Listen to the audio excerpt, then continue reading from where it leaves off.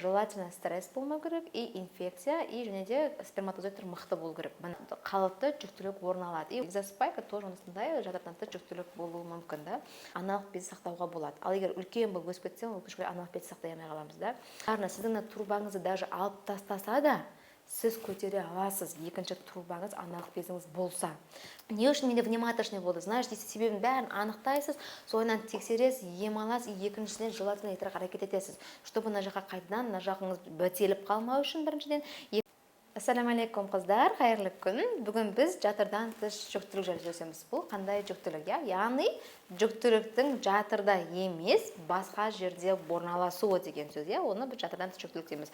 Ол қайда орналасуы мүмкін? Ол бізде аналық безде орналасуы мүмкін. Ол бізде жатыр мойнында орналасуы мүмкін.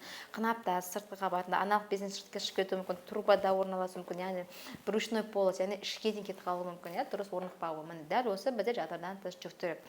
Ендеше сіздер міндетті түрде уведомление қосып қойыңыздар, және де маған подписаться етуді ұмытып кетпеңіздер. Қандай да бір сұрақтарыңызды комментарийде күтемін, ал сіздерді керемет лайк күтетін боламын иншалла.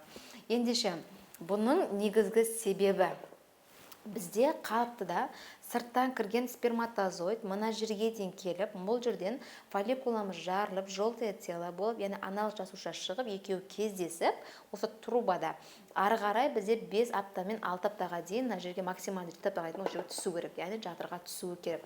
Ол үшін біздің жатырдың эндометрия әдемі болып өсу керек, яғни көрпесі жұмсақ болу керек.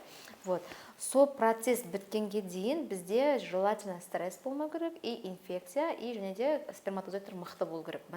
Сонда ғана қалыпты жүктілік орын алады, и ол осы жатырда дамитын болады. Ал жатырдан тыс жүктілік дегеніміз либо бұл жерде сперматозоидтар өте әлсіз, яғни сырттан кірген сперматозоидтар мына жерге келеді и ары қарай жүре алмай қалады. Немесе бұл жерде қандай бір патология, инфекция, бір нәрсе итеруі арқылы мына жерден түскеннен кейін ары қарай сыртқа шығып брюшной полосқа кетіп қалады, немесе аналық безге түсіп кетуі мүмкін, немесе мына жерде жатыр мойнында қалып кетуі мүмкін. Дәл сол жүктілік бізде жатырдан тыс жүктілік болады. Яғни бұның бір емес бірнеше себебін көріп тұрсыздар. Бұл қандай себептер? Ең біріншісі бұл спермограмма дұрыс емес. Сондықтан сіз күйіңізге айту керексіз, спермограмма мартеспен тапсыр. Бұны дұрыс тапсыру үшін 3 күн жыныстық қатынасқа түспейді, 3 күн парға, бассейн, баняға бармайды, 3 күн ішімдік ішпейді, дәрі-дәрмектерін ішпей барып тапсыру керек. Екінші орында бұл жерде инфекция жатыр. В основном бұл вирустар. Цитомегаловирус, герпес, краснуха, эпштейна, тағы да басқа. Может быть, вирус папиллома человека, да? Одан бөлек бізде жыныстық қатынас арқылы жұғатын инфекциялар, яғни хламидия, микоплазма, уреплазма, трихомонада, гонорея, сифилис, ВИЧ деген сияқты инфекциялар. Одан бөлек бізде тағы да болуы мүмкін, бізде мына жерде уже спайклер болса, яғни мынау аналық без естіру керек қой, ал бұл бізде былайынан бет жабысып қалады. Бұл жабысып қалғаннан кейін, аналық без труба барлығы бірге инге, жатырға үстіп тұрғаннан кейін сперматозоид кіреді, бірақ қайтадан кететін жол таппай қалды. Экзоспайка тоже осындай жатырдан тыс жүктілік болуы мүмкін да. Одан бөлек қабыну процесс болғанда, яғни мынаның іші ісініп тұрған кезде оның итеретін волчаночныйлары бізде дұрыс жұмыс жасамайды да, соның әсерінен де бізде өкінішке орай осылай жатырдан тыс жүктілік болуы мүмкін. Сондықтан да бізде бірінші айтылатын нәрсе бұл жүктілікті жоспарлаңдар. Енді қай жерде орналаса не істейміз? Егер жатырдан тыс жүктілік ішіңізде болса, брюшной полоста, онда операциямен алу. Аналық безде болса, ол бала қатты үлкейіп кетпесе, аналық безді сақтауға болады. Ал егер үлкен болып өсіп кетсе, өкінішке орай аналық безді сақтай алмай қаламыз да.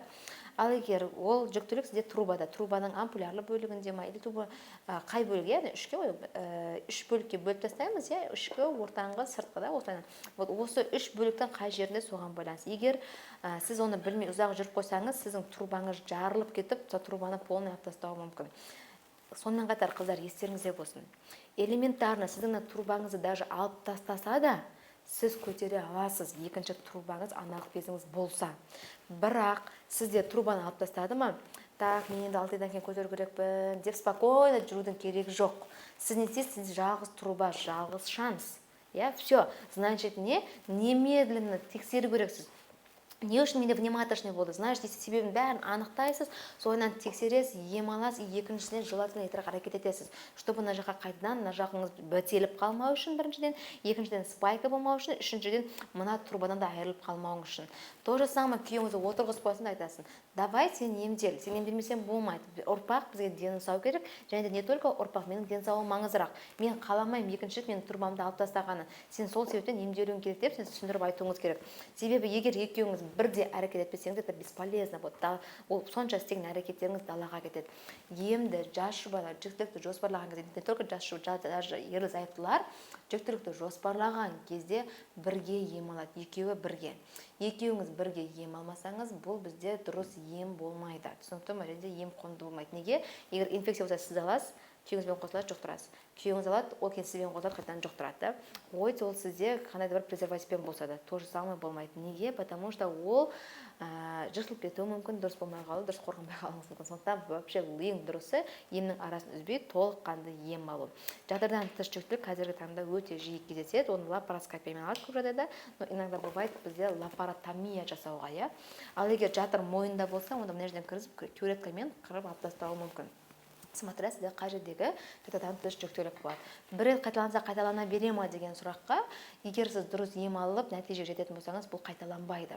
Және де бір трубамен 5-6 бала тууға да болады, одан көп тууыңызға да болады. Сондықтан бұл сіздің дұрыс еміңізге байланысты екенін ұмытып кетпеңіздер.